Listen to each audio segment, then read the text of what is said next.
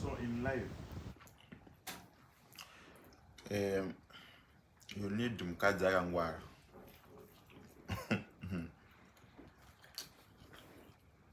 Mukadzi akabatana, mukadzi akanaka, mukadzi anogona kubika, kunyanya panyaya yekubika. Mana mukadzi anobika akakosha.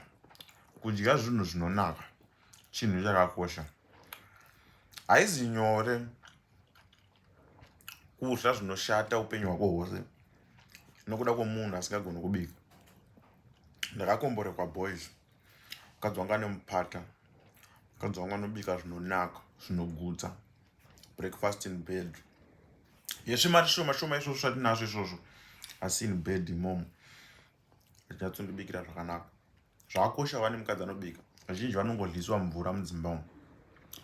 Ndingozokurespektai zvangu varume because hamuzofambe henyu mutaura kuti kudliswa mvura. Tinongozozviona kana taya kuhlomba kwenyu.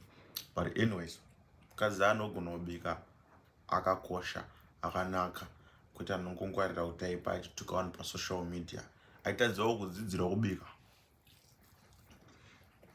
Ndofanira kurya ini.